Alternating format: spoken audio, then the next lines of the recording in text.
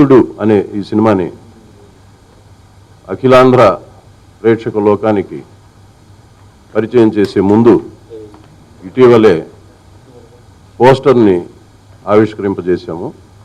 ఆ తర్వాత ఇది రెండో ఈవెంట్గా మోషన్ పోస్టర్ లాంచి జస్ట్ ఇప్పుడే చేశాము. దీనికి యువ దర్శకుడు విప్లవ్ ప్రతిభావంతమైన కథనంతో, సంభాషణలతో, దీక్షతో ఒక చక్కటి చిత్రంగా రూపొందించాడని పాత్రికేయ మిత్రులు, మేధావులు ఇదివరకే ప్రశంసించారు. అయితే ఇంతవరకు హీరో జగపతి బాబు గారు దీని గురించి ఎవరి ముందు, ముఖ్యంగా ప్రజలకు తెలిసేటట్టుగా ఎవరి ముందు ప్రసంగించలేదు కనుక పర్టికులర్ సినిమాకి నేను అటెండ్ అవ్వలేకపోవడానికి వేరే రీజన్స్ ఉన్నాయండి, చేయకూడదని కాదు. ఊళ్ళో లేకపోవటం వల్ల, వేరే షూటింగ్లో ఉండటం వల్ల. They had excuse me for that.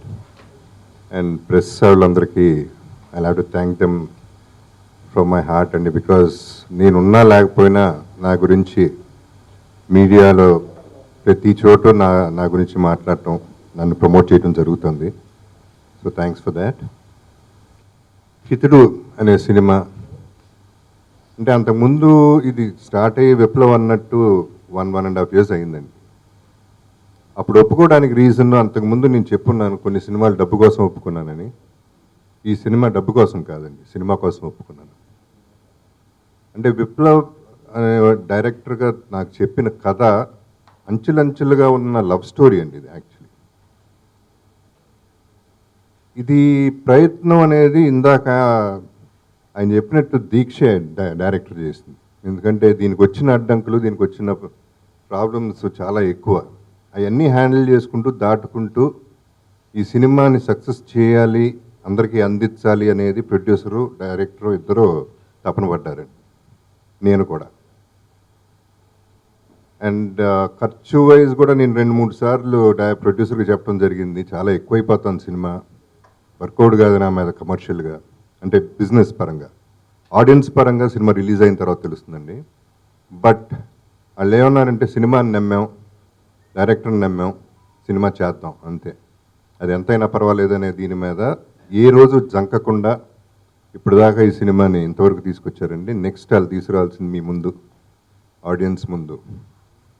So మెయిన్గా ఈ సినిమా ఇందాక చెప్పినట్టు ఒక లవ్ స్టోరీ అండి.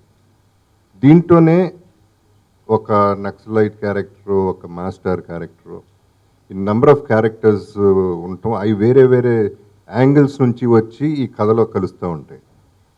అండ్ ఇంకో హైలైట్ ఆఫ్ కోర్స్ హీరోయిన్ కూడా అవుతుందండి ఈ సినిమాకి. హ్యాండిల్ చేసిన ఈ క్యారెక్టర్స్ అనేది సినిమా మీద ఉన్న బేసిక్ కథ. ఓకే, కరెక్టే, కమర్షియల్ సినిమా ఇది 100% 10 ఫైట్లు 10 సాంగ్లు ఉన్న సినిమా కాదు. కానీ ఐ వుడ్ సే ఇప్పుడు సాంగ్స్ ఉన్నాయండి, for example I love the songs. ఎందుకంటే అవి సాంగ్స్ లాగా లేవు, మాటల్లోంచి పాటలు, పాటల్లోంచి మాటలు, సీన్లు, కథలోనే ఉండే సాంగ్స్ అన్నమాట ఇవన్నీ. సో ఆ ఫీల్ అనేది చాలా బాగుంది. బేసిక్లీ సినిమాలో ఉన్న ఫీల్, హోల్ ఫిల్మ్ ఫీల్ అదేనండి, heart touching feel. Director, producer వాళ్ళ ఉద్దేశం కూడా అండి చాలా క్లియర్గా, ఎంత ఆడుతుంది ఏంటనేది పక్కన పెడితే కొంతమంది కన్నా అందితే, వాళ్ళ మనసును టచ్ చేస్తే మనం సక్సెస్ అనేది వాళ్ళు ఫీల్ అవుతున్నారండి. And my request is to the audience, ఇలాంటి సినిమాలు కూడా చూస్తే ఒక డిఫరెన్స్ మన ఫీలింగ్లో ఒక డిఫరెన్స్ వస్తుంది, ఒక మంచి ఫీలింగ్ వస్తుంది, ఒక మంచి సినిమా చూసామనే నమ్మకం మీకు కలుగుతుందనేది నేను నమ్ముతున్నాను. దీనికి ఈ సినిమా ఎక్స్పీరియన్స్ ఇప్పుడు ఆల్రెడీ చెప్పానండి. దీనికి వెనక మ్యూజిక్ డైరెక్టర్, ఇందాక చెప్పాను మ్యూజిక్ ఇస్ ఎక్స్ట్రాడినరీ అని. అంటే వెరీ సింపుల్ అండి, రెగ్యులర్ మ్యూజిక్ అయితే కాదు, కాకపోతే రెగ్యులర్ మ్యూజిక్ మనం లైఫ్లో ఉన్న మ్యూజిక్ లాంటిది. సో మన లైఫ్లో ఎంజాయ్ చేసే మ్యూజిక్ అనమాట, ప్రతి పాట, ప్రతి స్వరం. అండ్ దీనికి ప్రజెంట్ చేసేది మధుమురళి అండి, మనోహరం తీశాడు నాతో, నంది అవార్డు కూడా వచ్చింది ఆ సినిమాకి. సో ఈ సినిమా చాలా టేస్ట్ఫుల్గా జరిగింది, ఒక మనసుతో జరిగింది, మనస్ఫూర్తిగా జరిగింది. అందరూ మనసుతో చూడాలని, మనస్ఫూర్తిగా ఆశీర్వదించాలని కోరుకుంటున్నాను. మరి రిజిస్టర్ అయిందో లేదో నాకు తెలియదు, కానీ నేను అప్పుడు ఇప్పుడు అట్లా చూస్తుంటే నేను బాగా పీక్లో ఉన్నప్పుడు కూడా అంతఃపురం చేశాను. ఇప్పుడు విలన్ చేశాను కాబట్టి విలన్నే చేస్తాను నేను అంటలేదు. సో హితుడు ఎలా చేశాను, అలాగే వేరే సినిమాలు చేస్తున్నాను, రకరకాల క్యారెక్టర్స్ చేస్తున్నాను. అన్నిటికంటే ఒక రకంగా చెప్పాలంటే హితుడు ఇస్ అ డిఫరెంట్ ఫిల్మ్ అండి, కంప్లీట్ డిఫరెంట్ క్యారెక్టరైజేషన్. ఒక ఛాలెంజింగ్ క్యారెక్టరే. అంటే ఏజ్ని హ్యాండిల్ చేస్తూ, ఒక పక్క లవ్ని హ్యాండిల్ చేస్తూ, ఇంకో పక్క బాధ్యతను హ్యాండిల్ చేస్తూ ఇన్ని అంశాలు ఉన్నాయి. ఒక పక్క ప్రొటెక్షన్ హ్యాండిల్ చేస్తూ ఇన్ని ప్రాబ్లమ్స్, ఇన్ని రకాల యాంగిల్స్ ఉన్న సినిమా ఇది. కష్టపడి కారులో ఒక 20 minutes ఆ ఘాట్ రోడ్లో వెళ్ళి అక్కడి నుంచి ఏరులు దాటి నడుచుకుంటూ చెట్లు దాటి కింద మీద పడి నాలాంటాడు ఒకటి కనపడితే ఏం చేస్తున్నాడో కావాలని తెలుసుకుని వెళ్ళి సారా కాస్తున్నాడు అని సారా కాయించుకొని తాగి ఇంకెవరికి ఇచ్చాను, మీరు ఎవరికి చెప్పకుండా ఇచ్చాను. సివిల్ గారు మీకు ఇచ్చానా? జీరా పానీయా నేను ఇచ్చాను. తాగిన తక్కువే, బట్ సరదా అంటే ఇదండి. షూటింగ్లో ఈ సరదాలు అంటే ఎన్ని ఉండాలనేది నా feeling. So I wanted to share it with you. వాళ్ళు సినిమా తీసేటప్పుడు కొత్త కథ చేస్తున్నాం అనేసి చేస్తారు. ప్రతి వాళ్ళకి అది కొత్తగా అనిపిస్తుంది.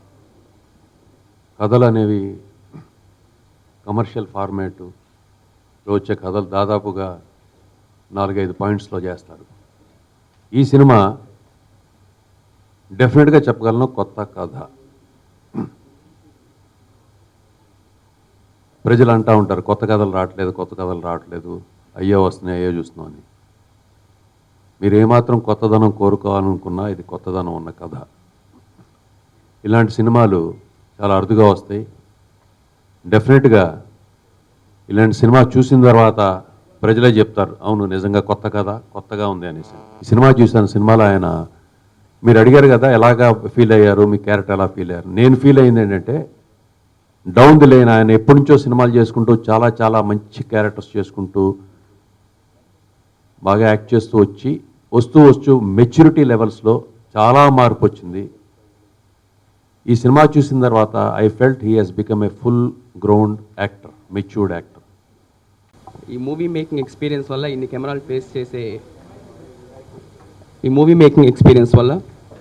కెమెరాలు ఫేస్ చేయగలిగి కూర్చోగలిగినంత ఎక్స్పీరియన్స్ వచ్చింది నాకు. That's what this movie making help me. మూవీకి సంబంధించి ఐడియా ఎలా వచ్చిందంటే, ఐఎమ్ మోస్ట్లీ సెల్ఫ్ టాట్. ఏ విషయం గురించి కూడా చెప్పడానికి చాలా వరకు ఎవరు దొరికేవాళ్ళు కాదు. బుక్స్ చూసో, మూవీస్ చూసో, ఇంకోటి చూసో, మూవీలోని క్యారెక్టర్స్ చూసో, బుక్స్లో ఇంకొకళ్ళు సృష్టించిన క్యారెక్టర్స్ చూసో, వాళ్ళలాగా ఎందుకు లేరు అని మనుషులు చూసి, దెన్ అలాంటి వాళ్ళు రియల్ లైఫ్లో కనిపిస్తే ఇలాగ ఉన్నారు కదా, they depicted like this in movies and literature అనుకునేవాడు. సో అలా రియల్ లైఫ్లో ఒక మనిషికి ఇంకొకరు ఎవరైనా చెప్పేవాళ్ళు ఉండి, గైడ్ చేసేవాళ్ళు ఉంటే, 1 person can do a lot of miracles. ఆ పవర్ ఆఫ్ 1 అని చెప్పడానికి ఈ స్టోరీ తీసుకోవాల్సి వచ్చింది.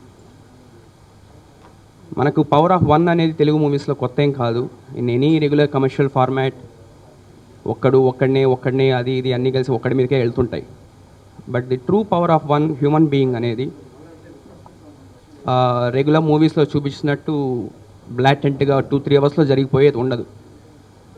ఒక person has to develop from certain age, ఒక ఫార్మేటివ్ ఏజ్ నుంచి, right from childhood to adolescence నుంచి కంప్లీట్ ఏజ్ 60+ అయ్యేంత వరకు ఒక పర్సన్ ఎలా డెవలప్ అవుతాడు.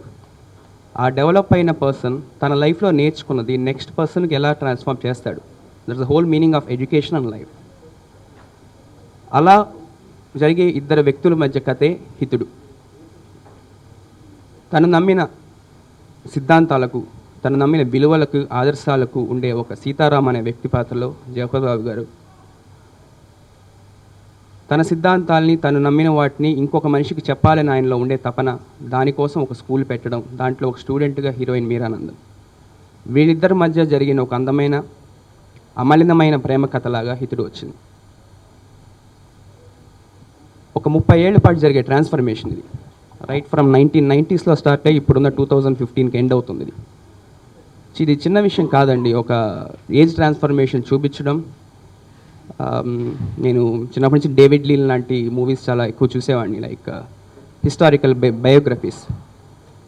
చేంజ్ అనేది అబ్రప్ట్గా రావడం కాదు, గ్రాడ్యువల్గా రావాలి. బాడీ ఫామ్లో రావాలి, అటైర్లో రావాలి, అన్నిట్లో రావాలి. As you can see 3 different getups ఉన్నాయి. లైక్ ఆ 3 different getups, 3 different body languages. అది నేను జగద్బాబు కూర్చొని యాక్చువల్గా నేను రాసిన దానికంటే కూడా being an actor he helped a lot. ఒక బాడీ లాంగ్వేజ్ ఎలా చేంజ్ చేసుకోవచ్చు, 30 years వ్యక్తి 45కి వచ్చాక హౌ హీ వాక్స్, మాట్లాడే వాచకం ఎలా మారిపోతుంది, 60 yearsకి వచ్చాక అతను వాక్కు ఎలా మారుతుంది, అతని నడత ఎలా మారుతుంది, ఇవన్నీ కలిపి కూర్చొని వర్కౌట్ చేసాం. అది ఇన్స్టెంట్గా సినిమా చూసేటప్పుడు వెంటనే తెలియకపోవచ్చు, కానీ లిటరల్గా మేబీ ఒప్పుకుండేవాడు ఏమన్నా రెండోసారి చూస్తే then they can understand it. అన్నీ స్పష్టంగా ఉండి ఒక నక్సలైట్కి గన్ ఎయిమ్ చేసే లెవెల్ నుంచి కళ్ళు సరిగ్గా కనపడని ఒక వ్యక్తి లెవెల్ వరకు ఎలా ట్రాన్స్ఫార్మ్ అయ్యాడు ఒక మనిషి. ఈ ట్రాన్స్ఫార్మ్ అయ్యే టైంలో అతను చెప్పినది ఏంటి లైఫ్. ఫైనల్ గెటప్కి actually I was really inspired by one real person. బీహార్లోని గయా అనే ప్రాంతంలో అరౌండ్ 1973-4లో దశరథ్ మాంఝీ అనే వ్యక్తి, చిన్న పల్లెటూరు మామూలు కూలీ అతను. అతని ఊరు నుంచి సిటీకి వెళ్ళాలంటే it takes around 75-80 kilometers. Wife సీరియస్గా సిక్ అయింది ప్రెగ్నెంట్గా ఉన్నప్పుడు, తీసుకెళ్ళలేకపోయాను, చనిపోయాను. అది కామన్, అన్ని చోట్ల జరుగుతుంది. ఒక 2 ఏడుపులు చేసి ఊరుకుండిపోతాడు. బట్ ఆయన అలా ఫీల్ అవ్వలేదు. ఇలా ఎందుకు జరగాలి, నేను ఎందుకు దీన్ని మార్చలేదు అనుకున్నాడు. ఊరికి దారికి మధ్యలో ఒక కొండ ఉంది, దాన్ని ఎందుకు కొట్టకూడదు అనుకున్నాడు. ఒక సుత్తి ఒక కొడవలి పట్టుకొని 25-30 years పాటు ఆ కొండను కొడుతూ పోయాడు. మౌంటైన్ మ్యాన్ అని అవార్డు ఇచ్చింది గవర్నమెంట్. ఆయన గురించి వేరే వేరే పెద్ద సినిమాలు తీస్తున్నారు. ఒక్క మనిషి అతను చేస్తుంటే అందరూ నవ్వారు, ఒక కొండ ఏంటి ఒక మనిషిని కొట్టడం ఏంటి అని చెప్పి. But that is the power of one.